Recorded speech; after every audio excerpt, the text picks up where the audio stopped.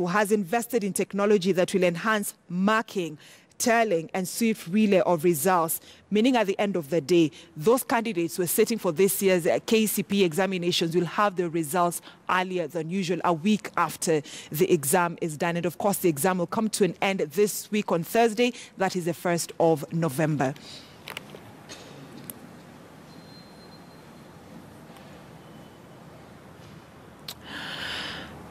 Mr. Wasaya, you've seen the Super Bowl, the breakdown that we've had for our viewers, and exams being released 1 week after. How credible will the results be? I don't want to doubt the credibility, but then what is lacking here is the proper engagement of the household and other stakeholders. Last year, when the results were being released, which was earlier than usual, we had challenges. We had schools that spent literally another week looking for their results. The results had not been relayed. NEC and the Ministry of Education apologized to the effect that there had been some form of mix-up. So what NEC needed to do in this instance for 2018 was for the chair of the Examination Council, Professor Magoha, to come, to the nation, to the stakeholders, and tell them in 2017, these are the issues we had during marking, tallying, and relaying of results. Once the problems have been identified, then he needed to have told the nation how the preparation for 2018 is different and how those challenges have been surmounted. But that has not been done. But just to put this into perspective for the viewer, is that this examination is being carried out in over 27,000 centers. And the children who are sitting examination today were in Standard 1 when we were promulgating the Constitution in 2010. So part of their curriculum, part of the content they have been taken through has a bearing on the Constitution. So we want to see, are they going to be a new breed of learners? Because in the Constitution, we have, the declaration that the supremacy to the Almighty God, we have national values. Are these children going to be different from those who went through a system that did not have these elements? But also, there are those who are arguing that we seem to be reforming the system and telling Kenyans that we are moving away from ranking, we are moving away from emphasis on examination, but the type of security and tightness and supervision we are giving the exam tells a different story. In fact, I was about to ask you that because we have additional security officers who've been employed by the Ministry of Education to oversee this exam, additional and totaling to 70,000 security officers. Is it necessary? That is the question, because we are telling Kenyans that you don't need to steal this exam, but we are tightening security around it. And that sends a different signal in the sense that if you are able to crack your way into the system, then you're going to get something valuable.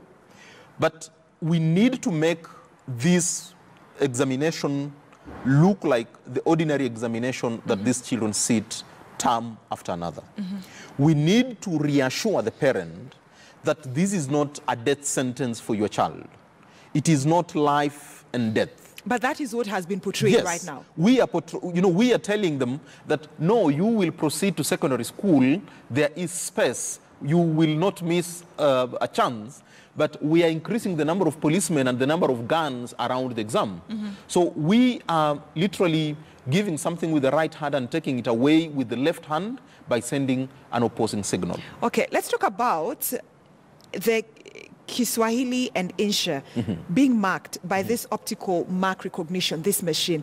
How credible is the marking? Because, I mean, this is a machine marking Insha and composition that has been written by candidates. And because initially it was teachers who are marking. The desire to have machines mark the exam, is an approach that came in to reduce what the Examination Council is calling contact with humans, because that contact is what was being manipulated. So they were saying that when teachers mark, there was supposed to be a team leader to check what they have done. Then it goes to the person manning the center. It was going through too many hands. And then after the marking, there was a process of standardization. And they are saying that is the area where teachers were then calling head teachers of particular centers and saying, I am the one with your scripts. No, if we are able to agree on something, your children will pass. So they have limited human contact and used technology to monitor the teachers when they are marking the scripts. But then the introduction of the optical mark recognition machine is a new thing, but for me, it would be value for money if it were used to mark the other subject.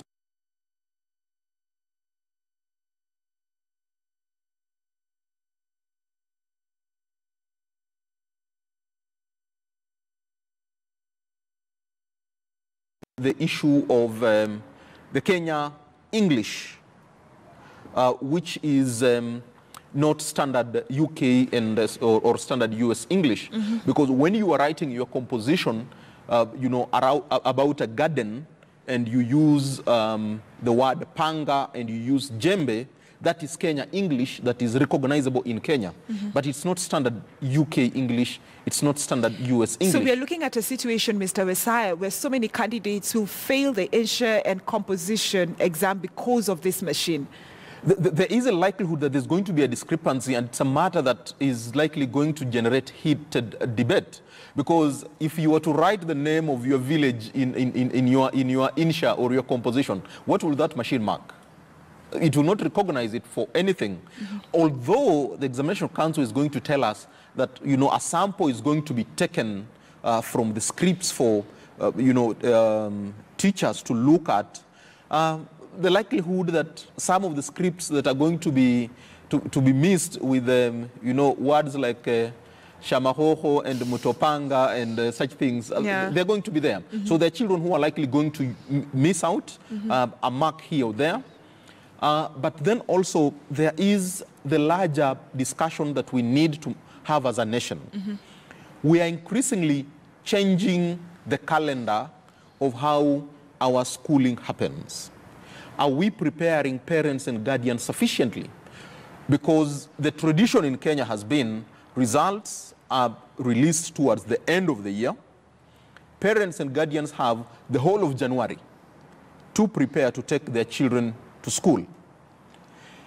Then take the children to school slightly after mid-February at times, and children go to secondary school for, you know, a month and a half for their Form 1. Now we are releasing these results before Christmas. Yes, before Christmas. And we are told schools next year are supposed to open on the 2nd of January. Yeah. Have the guardians and parents prepared enough? So why is the Ministry of Education and NEC, the Examination Council, in a hurry to release the exams a week after the exams were done? Because initially it was after Christmas, I think around 28th of December. 28th. Then we moved a week earlier. Now it is now a week after the exams. The results might be out. The reason lies between the chair of the Examination Council, the Cabinet Secretary of Education, and the President, because they usually brief the President and the President approves their plan. But what they have not done is to explain to us what this hurry is all about. We understood that they limited, you know, the contact period with too many teachers to avoid adulteration of the results. But then releasing it without a proper verification process. And I'm saying this without a fear of contradiction, because last year they released it early and we had problems that we followed up. And then the discussion in the country was, why couldn't they just wait for another 2 weeks, ensure everything is in place, then release the examination without issues, the results without issues? So, but it looks like we are then clawing back, and we are going to release this even earlier. How confident is the system in ensuring that the mistakes of last year are not going to be repeated? Okay. But also, there is a discussion that